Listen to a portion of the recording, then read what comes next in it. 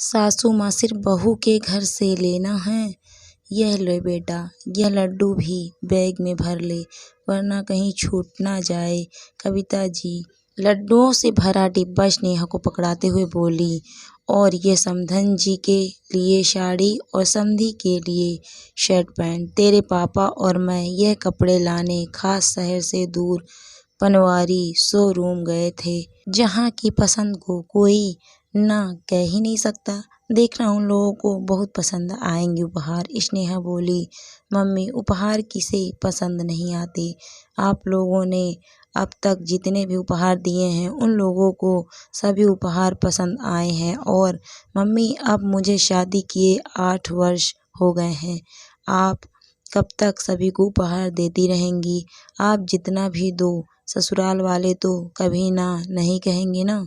ऊपर से आप हर ठंड में मुझे देसी घी गोंद से बने यह लड्डू खाने के लिए मायके बुलाती हो। मुझे तो जी भर के खिलाती हो, मगर एक डिब्बा भरकर मुझे ले जाने को भी देती हो। आपको कितनी बार बताया है मैंने, राजीव को मीठा ज़्यादा नहीं पसंद है, इसीलिए आप बार बार मुझे लड्डू ले जाने मत दिया करो। कविता जी बोली, बेटा यह लड्डू तो तेरे ससुराल वालों के लिए है। मैं जानती हूँ राजीव जी को मीठा ज़्यादा नहीं पसंद है, इसीलिए इनके लिए यह गुड़ वाले लड्डू अलग से ही बना दिए थे, जो इस बड़े डिब्बे के अंदर एक छोटे डिब्बे में अलग ही रख दिए हैं। मम्मी आप हर साल कितना कुछ देते हो मुझे और मेरे ससुराल वालों के लिए। मुझे लगता है अब आपको यह सब बंद कर देना चाहिए। आप हर बार अकेले इतना मेहनत करती हो, इतने सारे लड्डू अकेले बनाती हो ताकि हम सबको अच्छे से खिला सको, और उन लड्डुओं में भर भर कर घी ड्राई फ्रूट्स डालती हो, वो अलग। कविता जी बोली, बेटा कौन सा पराये हो लोगों के लिए तकलीफ उठा रही हूँ। तुम्हारे ससुराल वाले मेरे अपने ही तो हैं, आखिर मैंने बेटी दी है उनको। स्नेहा बोली, मम्मी आपने बेटी दी है इसका मतलब यह नहीं कि आप हर वक्त बेटी के ससुराल वालों की ही हजूरी करो, उनके लिए बार बार कुछ ना कुछ उपहार या सामान भेजो। ससुराल वालों को तो कभी नहीं लगता कि उन लोगों ने भी बेटी ली है। यहाँ से उन लोगों का भी तो आप लोगों के लिए कुछ तो फर्ज बनता है, मगर इन 8 सालों में सिर्फ आप लोगों को वहाँ के लिए फर्ज निभाते देख रही हूँ, इसीलिए कह रही हूँ अब बस आप और पापा यहाँ अकेले रहते हो। पापा भी अब बूढ़े हो गए हैं, कब तक मेहनत कर पाएंगे। अब आप लोगों के पास जो भी है उसे बचा कर रखो। यूं व्यर्थ मेरे ससुराल वालों पर उड़ाने की कोई ज़रूरत नहीं, क्योंकि मैं यह बात अच्छे से जानती हूँ कि कभी आप लोगों के लिए कुछ करने की बारी आई तो मेरे सास ससुर कभी आगे नहीं आएंगे। स्नेहा की ट्रेन का वक्त हो रहा था, इसीलिए उसने अपने माता पिता के पांव छुए और दोनों बच्चों के साथ स्टेशन के लिए निकलने लगी। कविता जी और पिता किशोर जी बोले, पहुँचते ही फ़ोन करना बेटा। स्नेहा ने प्यार से दोनों को देखा और रिक्शा से चल पड़ी। स्टेशन पर पहुंचकर देखा तो ट्रेन लगी हुई थी। स्नेहा और दोनों बच्चे ट्रेन में चढ़ गए। ट्रेन में बैठने के बाद दोनों बच्चे बोले, मम्मा नानी के घर बहुत मज़ा आता है। हम लोग तो आकर नानी के घर कितने कितने दिन रहते हैं, मगर नाना नानी कभी हमारे यहाँ घर रहने क्यों नहीं आते। स्नेहा निरुत्तर हो गई और सोचने लगी, माँ पापा कहाँ बेटियों के घर रहने आते हैं, बस बेटियों को अपने घर बुलाते रहते हैं और साथ जाते समय देते हैं ढेर सारा सामान, ढेर सारी दुआएं और ढेर सारी मायके की यादें, जो एक बेटी के जहन में सालों साल बसी रहती है, भुलाई नहीं भूलती। जैसे जैसे ट्रेन चलने लगी, खिड़की की सीट पर बैठी स्नेहा की आंख में आंसू छलक पड़े। मायके का शहर रफ्तार से पीछे जा रहा था और स्नेहा अतीत में खो गई। माँ पापा की इकलौती संतान स्नेहा को बहुत प्यार से बड़ा किया था। कविता जी और किशोर जी ने उसकी परवरिश में कोई कमी नहीं रखी थी। दोनों ने मिलकर खूब धूमधाम से शादी करवाई गई थी स्नेहा की राजीव से। स्नेहा मायके में इकलौती संतान होने के कारण स्नेहा के ससुराल वाले यह बात भली भांति जानते थे कि स्नेहा के मायके में जो कुछ भी है सब राजीव और स्नेहा का ही है, और इसी बात का फायदा उठाने लगी स्नेहा की सास शुभांगिनी जी। शुभांगिनी जी जानती थी जब भी स्नेहा मायके जाती है कविता जी स्नेहा को तो भर भर कर सामान देती ही थी। साथ ही शुभांगी जी के लिए भी साड़ी और खाने पीने के सामान देती थी। शुभांगी जी स्नेहा से कहती, बहू तुम्हारी माँ के हाथों के बने अचार की बात ही अलग है। ऐसा अचार मुझसे नहीं बनता। तुम साल भर का अचार अपनी माँ से ही बनवा कर ले आना। बहू तुम्हारी माँ बहुत स्वादिष्ट लड्डू बनाती है। कविता जी से मिलने पर शुभांगी जी उनकी तारीफों के पुल बांध देती।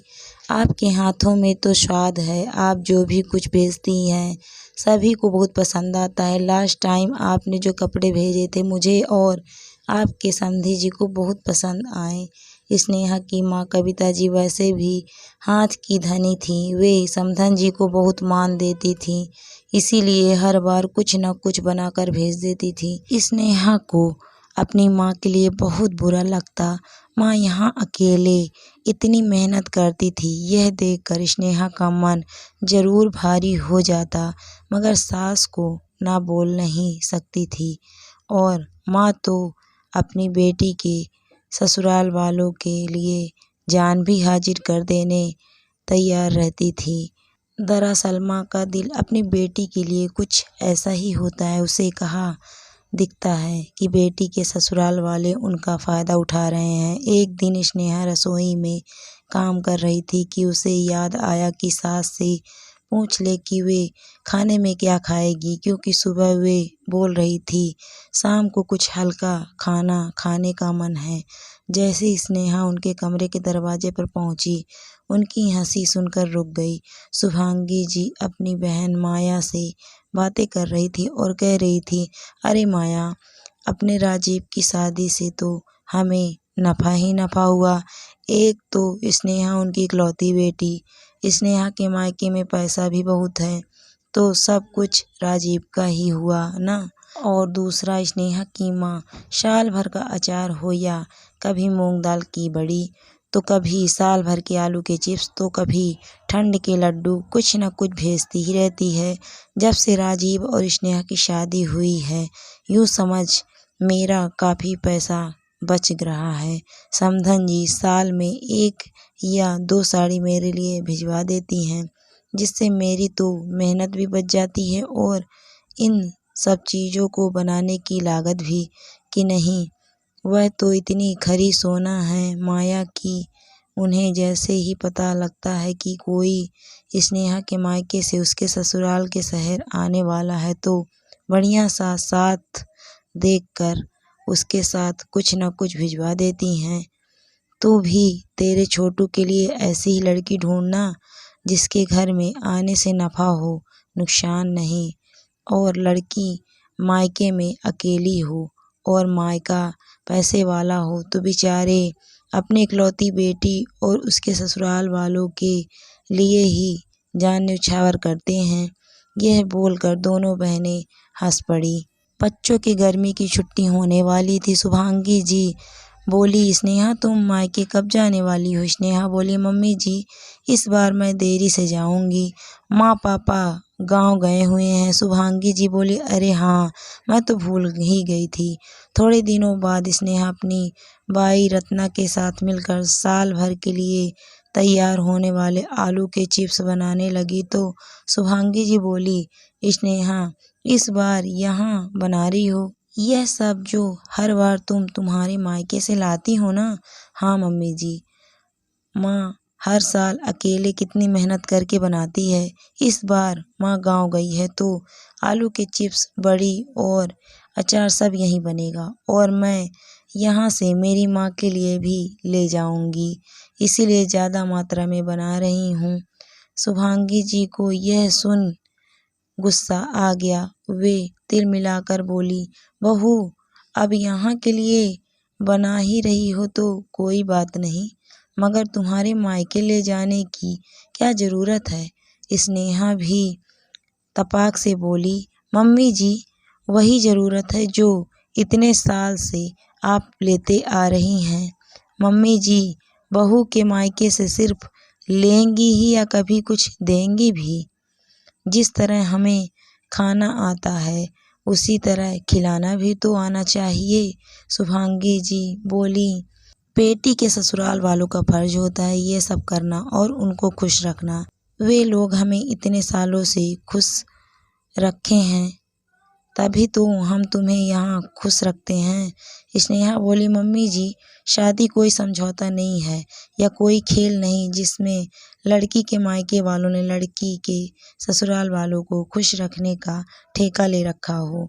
यह तो एक ऐसा बंधन है जहाँ दो अजनबी रिश्ते आपस में जुड़ते हैं और दोनों का फर्ज होता है एक दूसरे को खुश रखना। मेरी माँ इतने सालों से सभी के लिए कुछ ना कुछ भेज रही है, तब तो आप बड़ी खुश रह रही थी, मगर जैसे ही इस साल मैंने यहाँ से देना चाहा तो आप पहले साल में ही रोने लगी।